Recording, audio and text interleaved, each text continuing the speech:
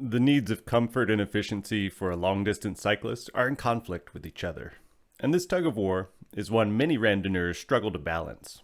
Large, low-pressure tires are the most common answer for randonneuring comfort, as they can dampen all the harshness needed for reducing fatigue when road riding, but at the cost of extra rolling resistance and lost aerodynamic efficiency. These costs are downplayed by their proponents. There must be a better answer. Enter the Redshift Shockstop stem and Shockstop Pro Seatpost. These are advertised as helping a rider go further, faster, and take control via 20 millimeters of elastomer travel.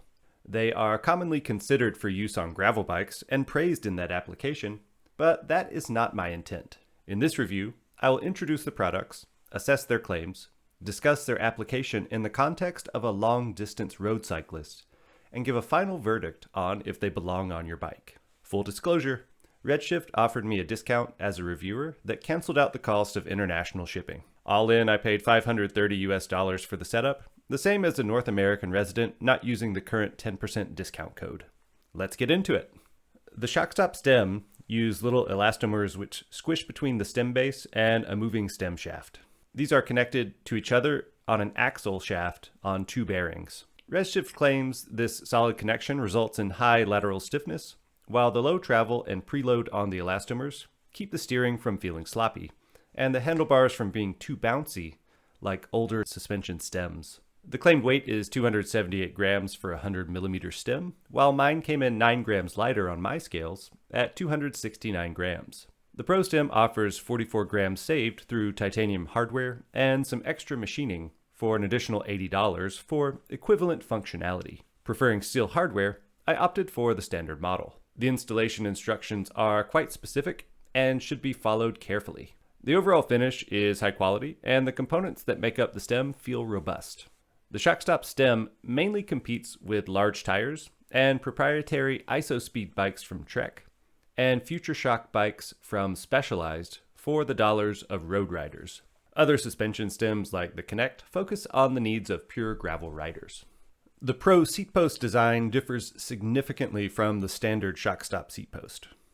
Rather than a linkage mated to a steel spring with adjustable preload, stiffness, and 35 millimeters of travel, the Pro uses a linkage mated to a progressive travel elastomer with 20 millimeters of travel.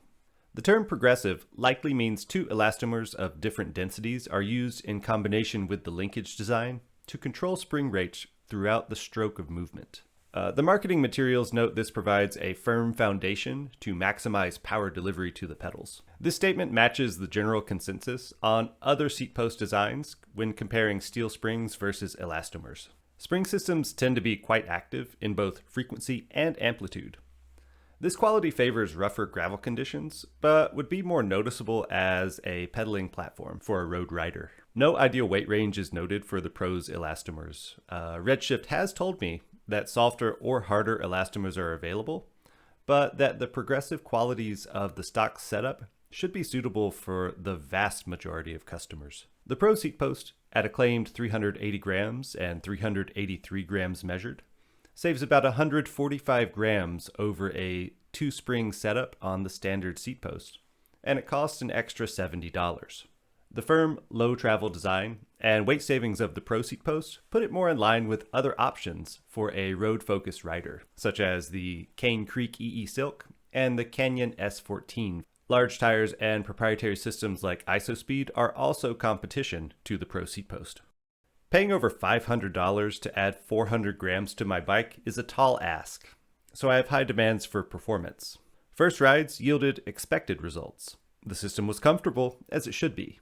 Riding off curbs and hitting speed bumps were less jarring, and rough tarmac was dulled, with only some vibrations making their way to my touch points. The Shockstop stem and Pro Seatpost were balanced, with neither feeling more damped or firm than the other. Awareness of the suspension movements were strong at first to the point of distraction, but slowly faded, disappearing after a few hundred kilometers. One early issue was seatpost bobbing at high cadence and low power, like when downshifting too early before a climb. This happened less over time as I no longer focus on the seatpost movement, and my riding habits have adapted a bit. Multiple reviewers noted stem bobbing and compensated with stiffer elastomers, I personally found no bobbing in the stem, and the elastomer recommendations seem to be ideal. Testing on my usual endurance training rides through rolling hills, I looked for areas about the claimed comfort, control, and speed, and where they might be beneficial, as well as if there were any downsides. A few conditions stood out as significant. First, I find myself spending a longer time on the aero bars in training rides, as I'm not urged to move back to the hoods or to the drops on mild descents, rough patches, and some unnerving curves. The two other benefits on training rides come from general comfort. My local routes use multi-use paths adjacent to busy roadways to connect to the quiet country lanes and coastal roads where I prefer to ride. Tarmac sections are interspersed with brick sidewalks and usually have concrete lip transitions. The Shockstop system smooths out dozens of these lips each ride, which has made it a more pleasant experience getting to where I really want to be. Similar obstacles abound in urban riding here, and anything that makes that more pleasant is a big bonus. Farm roads are also more enjoyable due to the extra comfort, and it's changed my training road choice a little bit to be more scenic and more adventurous. For training rides, there were no noticeable downsides, but the benefits were also mostly just to quality of life and not critical. These training rides are just too mild of conditions for major benefits to be noticed from the Shockstop system. People with hand, wrist, and back problems may disagree with me though. Testing to find limits of the system's usefulness led me to 3 steep hills of varying roughness. On a very rough climb over chunky broken concrete and rutted dirt and gravel, I stayed seated more. This felt better and seemed to save effort. On the descent, I was able to carry a bit more speed than usual and still feel in control, but perhaps too much speed. My rear tire sadly met its demise in this test. The next roughest hill has bumpy concrete made more rough with small stones to add grip for cars. I had the freedom to sit or stand when climbing, rather than needing to stand multiple times due to road roughness like usual. On the descent, I had more confidence, carried more speed, and spent a greater portion of the descent in full control of the bike. This descent felt safer than when fully rigid, but my hands still went numb and my forearms were screaming at the end like usual. The Shockstop system won't transform a road bike into an adventure gravel bike. My last dedicated test climb has a slightly rough finish and swoopy turns with a few big speed bumps. On the climb, the Seatpost wasn't noticed. Overall, it was a pleasure. I felt able to attack the curves at higher speeds. I'm unsure if the suspension actually helps with tire grip in the rough, but it did help me mentally accept riding more aggressively.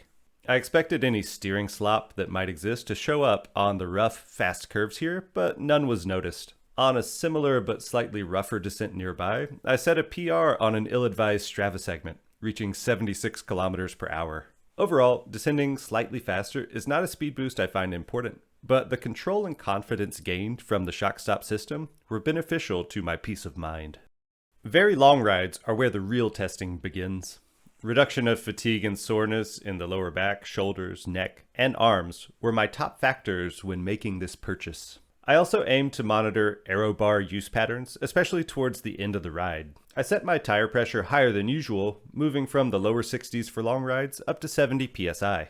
Within a month, I rode the Shockstop system on 2 different 180 kilometer courses and a 240 kilometer course. I had sworn off one of the 180 kilometer courses last year due to how beat up I was from road roughness, and was curious if the Shockstop system would make it enjoyable.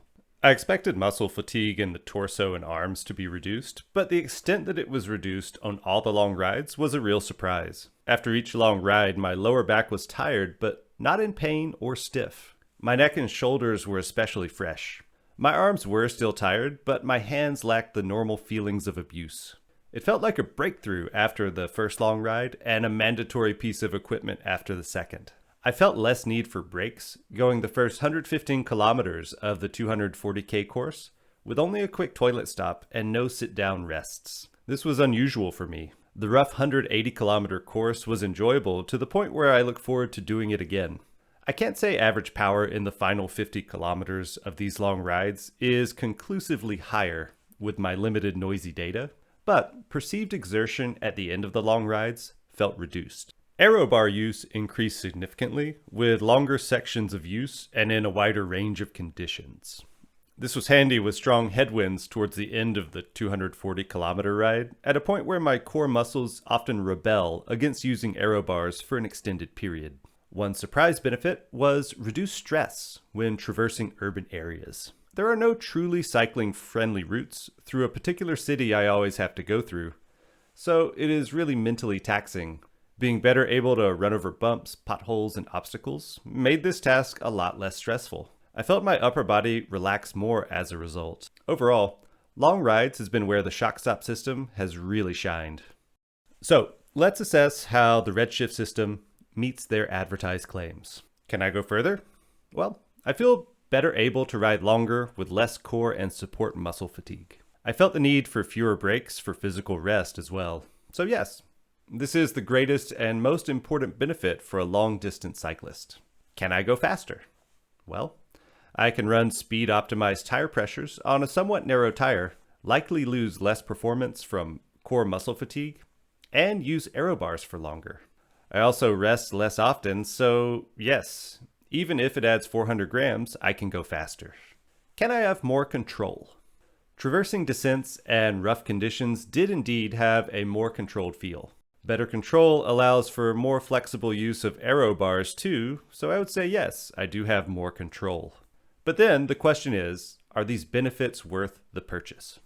In my opinion, an active system for extra comfort is a must for a long-distance cyclist, and the Redshift system is a compelling choice. While the added 400 grams and $500 may be hard to swallow, the system can be used on any bike with a standard stem and seat post configuration. The system would be especially suitable for a rim brake rider who's looking for more comfort but lacks the clearance for wider tires.